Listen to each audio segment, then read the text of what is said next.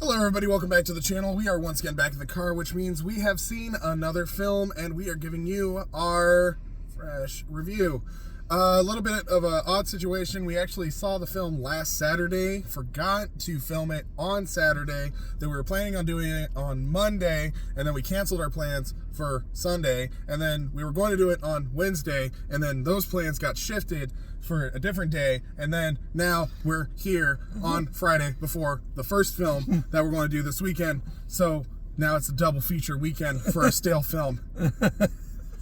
The film that we saw last week was none other than the 2024 remake of the cult classic, I guess, like cultural classic, Mean Girls. Well, specifically, it is a film version of the musical that was made based off of the original film. All of which were by the exact same person, Tina Fey. Yeah. Yep. In fact. Yep. So yes, we watched Mean Girls last Saturday, and we are going to give you guys our quick review. DJ, 1 to 10. I'm gonna give it actually an 8. Okay. Personally, I give it about a 7. That's fair. Okay. Why an 8? So for me, this actually kind of calls back a little bit too, because you watched The Color Purple actually not too long ago, and that's a similar situation. It was a movie that was made, then they made a musical of it, then the musical became a film. So it's the original plot of the original film, but to music. Yeah. Same character, same basic story, same idea. So it's not a sequel, it's not an actual, technically a remake, it's a reimagining of the original. It's a reimagined and updated version of the original. Yes. But in the case of this one, they actually shifted the time. So Color Purple is like a reimagining for this generation, but it's the same timeline, it's the same time period. But it's whereas a similar... this one, they've actually updated it to 2024. But it's a similar situation where like they took an original property. There's other things that have done this. Legally Blonde has done this as well, where it went to and then it's going to go to film, I think, soon. It's an interesting concept. It's becoming a thing now. That's kind of part of what goes into my score here, because this isn't... It's almost like the Disney remake thing, where they're live actioning another thing, but those were already musicals from the beginning. Right. You're taking something that was a drama or had like a theme to it and putting it to music. It's an interesting idea, because a lot of these, like this one, I think actually does well for it. I watched the original quite a long time ago. I think you watched it more recently. Yeah, I watched it 2 days before we watched it. Yeah. And not to drone on too much about it, but the reason this is all relevant is because this is just the same plot of a movie I've already seen, but to music. So it's different enough. It feels different. It feels fresher. It feels fresher. Yeah, the music gives it a twist to it that's fun. And the music being a musical, is the best part of the film. Like when they're singing, like the music numbers are a lot of fun. A lot of the drama in between is fine, but it just feels like the old movie again. This feels fresh when they're singing, and it was a blast. I really had I'm a big fan of musicals, and I think this is the type of movie when there's a lot of emotion, there's a lot of heavy drama that really gains a lot from the musical aspect of it. Everything else is like the shots, the cinematography, the acting is good, but the songs are like just spot on for me. Yeah. And that's what I bumped it up to an 8. I would have given it a 7 originally. Like, just the feel of the movie is definitely a 7, but the music, I gave it an extra point just because that music just kind of gave it a fresh level of a push, if that makes sense. Yeah, that makes absolute... How about you, John? Sense. Okay, so I gave it a 7, just reminder. So the cinematography is pretty good, but it's pretty standard for a musical, like a movie musical. There are times when sometimes the set piece for the stage play is a little bit too big for the camera's angle. So there's times when it feels like the camera has to move a little too much. So you kind of lose a couple of things that are happening in the background that they think are really important. Overall, there's a lot of thin shots too, and there's a lot of thin shots because they film a lot of this film was filmed in school hallways, and it feels crowded. Every time they do, there's like 3 songs and 2 major music numbers, as well as several scenes that happen in the locker hallway, and it just feels really tight. Yeah, it feels really, really tight. And like I said, it feels like it's supposed to be a bigger set. Yeah. And they either made the set smaller or the camera is not quite big enough to capture everything. Or they just took that's too going on. wide a shot for what they were looking at. Either way, it just looks crowded. Yeah, so the cinematography is okay. It's just like kind of inconsistent in some cases. That was one of the things that actually didn't give it higher for, was that exact thing. Yeah. I have to say that the singing is absolutely phenomenal. They cast people that are very, very talented. All of them sing very, very well. They're very articulate. They have the Broadway musical style to it, so it feels bright. It feels crisp. And I think three of the cast members were from the Broadway musical. That wouldn't surprise me. So that doesn't make one thing about the song I was going to mention, though, just that was a little kind of a note, is the main villainess, her song and her re-rendition. I don't know if it's the way the music is played, but the way it's enunciated and spoken, some of the words are hard to understand what she says. The second showing I picked it up a little bit, but that was one thing that was a little nitpicky. It was hard to understand her. The song sounded amazing, but I didn't always know exactly what she was saying. That's true. And the other thing too is like they introduce her in a way that cinematography wise, it doesn't really work as a film how they introduce her. It would have worked way better and more clearly if they had just done it more like how the stage production probably introduces her. Because the way that they introduce her, she starts introducing herself to herself, which doesn't really work very well. I don't think that was a very good shot to start the there's a few that was actually a thing I had too, is not just that one but several of the musical numbers when they first start, it's filmed like a movie instead of like a stage play, and so they're doing these like wide angles or like these close-ups, and they're doing the beginning of the song and then it widens out to the rest of the song. When it becomes the musical, when it's a wide set and they're just doing it like it's a stage, it works. Yeah. But when they're doing those close-ups, a lot of times you can't tell what the heck is going on behind them or around them, and they're singing about things they're witnessing or things going around them, but you can't see any of it because the camera's like right on their face. Yeah. Whereas in a stage play, you'd see all the background going on. Yeah. There's a few moments of that detracted a little bit from the songs until they widened the camera out, and then you could see what was going on. Yeah. It's like they took too long to get the whole shot in. Yeah. And like a lazy... Yeah. So again, the cinematography kind of inconsistent. Singing is amazing. The acting, however, does lack in a lot of cases. A few of the characters just don't do a very good job encapsulating the character very well, and they feel a lot more hollow than they did in the original film. Obviously, it's a musical. You're not going to get like immediate drama acting and stuff like that. But at the same time, the quality of the acting is not at all comparable to the quality of the singing, so it becomes very stark. That they sing and you get emotionally invested, but this musical isn't a heavy musical. Yeah.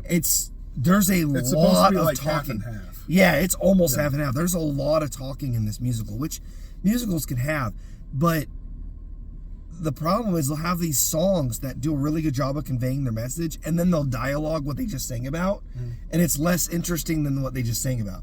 Yeah. I actually kind of wish there were a few more songs in it, and they just went through the movie through song rather than even bothering to talk as much. Because every time they're talking, it's not as much fun as when they're singing. Yeah. There's a couple of other things within it that just, it doesn't feel like it rings as true with 2004's.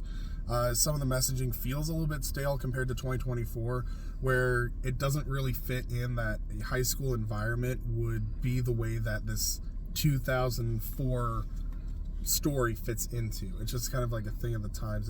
Is updated, but is not updated, I don't think, enough to really fit. There's still too much 2004 high school in there when we're not in 2004 high school anymore. Well, and a lot of the stuff that we viewed in 2004 is like edgy or kind of the funny, weird, kooky comedy does not fit into 2024, and I think it would land flat with more modern audiences, because we found things funny because it wasn't normal, but in the course of 20 years, a lot of the stuff that is like controversial is more normalized now. And stuff that used to be more normal is more controversial. Yeah. So it's just one of those things where it feels really fresh and updated and stuff like that, but there are parts in it that lack enough that I'm like, it's about a 7.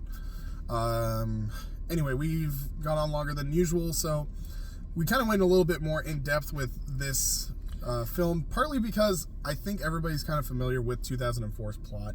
They're very, very similar. I don't know if we're going to have a lot of spoilers just because... Yeah. 2004's Mean Girls is a cultural thing. Almost everybody in our generation has seen it, and I would assume that our audience is mostly our generation anyway. So. And it's based off a book that did really well. Yeah, it's based off of a book that's... it's based off of a play that's based off of a movie that's based off of a book. Yeah. So this is technically the fourth iteration that this has been in entertainment. Yeah. So it's been well put out there. Like, if you don't know about it at this point, it's because you probably don't want. It's not your thing. You know, like if you haven't seen one of the versions, you probably just don't really care about it or don't know what it is. Yeah. So I don't even know if we should do a spoiler section. Yeah, we can do one because I got a couple of points, but not much. It's going to be short. All right. This is mostly just going to be a longer standard review with a very short spoiler. It's going to be kind of reversed. Oh, that's going to be weird.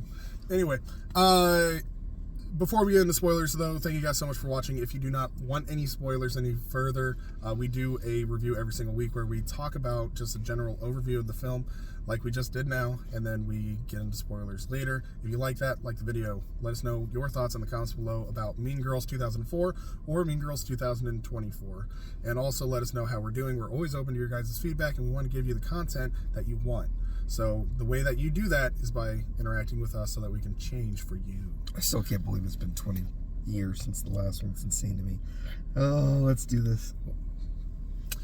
While DJ's having an existential crisis, please hit the subscribe button and share us with your friends. I'm having an existential crisis. I feel so old. Without further ado, though, spoilers. Spoilers, spoilers, spoilers, spoilers, spoilers, spoilers, spoilers, spoilers. I cannot believe that not only did we start out the film with a new character and some new leads and things like that, but the film itself took a drastic change when at the beginning of the film, while our main character, who we think we're going to follow throughout the film, is going out of the school and across the street, she literally gets hit by a bus and is immediately replaced in the next scene by none other than Lindsay Lohan herself. This is amazing. Oh gosh. The comeback story of the century. The comeback. So the original came out when I was a senior in high school.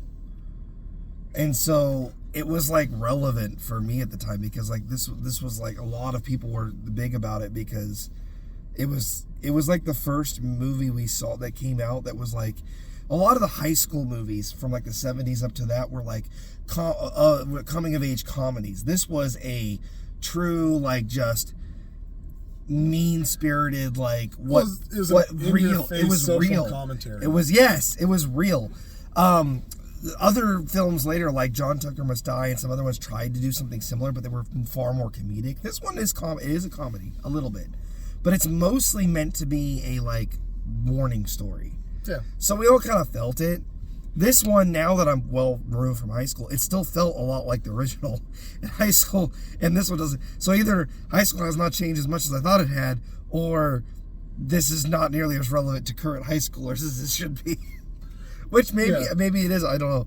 But and the thing is too that they don't update it enough. Like I said, there's a couple of things in it where they don't update it enough that I think it's still relevant and still stings as much. Like for instance, they mentioned that the main character's new best friend, who is the girl of the guy-girl duo, the burn in the book is still the exact same. And I understand that like dyke is a slur term for a lesbian, but at the same time, it doesn't feel like it has quite as much sting as it did in the original one, because in the original one, she wasn't actually a lesbian, and it hurt her because she just wanted to be friends with Regina, and Regina literally made everybody think that she was in love with her. Which in this one, she actually was a lesbian. Exactly. So it doesn't sting as much because literally when she reads it, she just kind of does this like little weird face, and I'm like... It's still a slur, but it's not inaccurate. It's not an inaccurate. In the original, she was hurt because it was an inaccurate lie.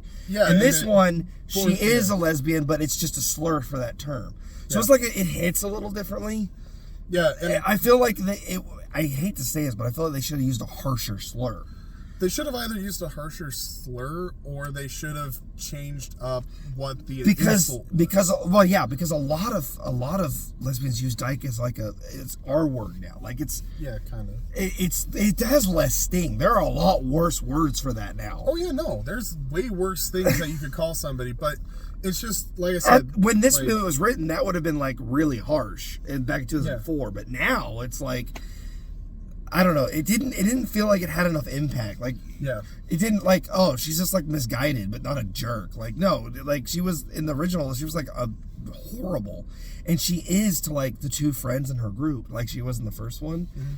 But she's not like a lot of the stuff they wrote about the other people was kind of tame, actually. Like I'm listening to it, like I have heard middle schoolers say way worse things than that. And like they're desensitized to it. Like I've heard them say some harsh, horrible, like terrible things. Well, even in my high school, and like when I went to high school was different than 2004. Like we had these different things. You know, gay marriage had been legalized. It was becoming more normal. It was kind of a thing that in our school we actually were like celebrating it, and like a bunch of different things were happening with that socially. And we had way harsher stuff that we were saying. And like I said, like even like I know that I've been out of high school for 10 years, and kids are really mean. Kids get crueler and crueler in different ways. And this film doesn't feel like it got updated enough with the teenagers are like all the like they know all the bad things that adults know, but they don't know how to control it. So they just let it all fly. It's like the person you know in your office that just says like the meanest, most horrible things out of nowhere. That's a rarity in adulthood, but in high school, like everybody's just like letting everything fly at everyone. Well, because they're all emotional, they're all hormonal, and they're all trying to be the biggest, baddest, so that they get left alone. In the original, like a lot of the things they wrote in the book, like felt like it hit harder. This one just, like you said, they use the exact same terms, but now it's like just sensitized to it. Yeah, I don't know. It just didn't seem to hit as hard. The other two big spoiler things I really wanted to hit on for myself was the cameo. Yeah, Lindsay Lohan's cameo was really fun. This has only ever happened once before. It was cleverly done. It was in good taste, and it was fun. And the other one was a little bit of the fourth wall nods. There was one there in that one. Lindsay Lohan did a couple. Yeah. But they had one earlier on where they're like all having this moment where they're going out and talking about like what each other have said about each other and the bad things they said, and the one's like, I'm so sorry about calling you out during the one of the song numbers. and he's like, the person's like, what are they talking about? He's like, she's like, don't worry about it. That was hilarious. That was really funny. And like Tina Fey and like the principal like reprising their roles, like that was really fun. Yeah, but the thing is, they reprised the roles, but they also updated the characters enough that it feels like they kind of transitioned into this new. It's they fun. had a different dynamic, and it was a good dynamic. But no, that was it. That was really all I had for spoilers. Like I just kind of wanted to go over like the book and some of that stuff. Do you have anything else to add for spoilers? I guess like a major spoiler. Like if you haven't seen the film, then this is just a major spoiler. But all of the jokes, almost all of the lines, all the iconic parts, they kind of force into it at times. Like she doesn't go here. They did it twice because they know that that's a really iconic line. It was funny though. No, it was. The second time that he said it was hilarious because they're. She sounds really amazing, but she doesn't go here. Her voice is so beautiful, but she still doesn't go here. Yeah, so that was a good one. There's a lot of the humor lands really well. Yeah. But I had to get into. I didn't mention a lot of the humor in the non-spoiler because a lot of the humor is like it's a lot of it's meta. A lot of it's the same as the original. What is new and unique is just like takes on what the original did, but just updated slightly. But it's really the original with music. Yeah. And the musical numbers themselves are the most fun of this. Like they're just a good. The Revenge Party song is just a bop, and it's fun. The whole thing is wild, so I enjoyed it. All right. Anyway, thanks you guys so much for watching this video. I hope that you guys liked it. Leave us a like, comment, subscribe. Let us know your thoughts in the comments below. Otherwise, we didn't recommend if you to see it in the theaters. I would say see it in theaters. The sound system does work well because it's a musical. So if you're Yeah, going to no, see it in theaters. It's worth it. Otherwise, we'll see you guys in the next video. Thanks for watching.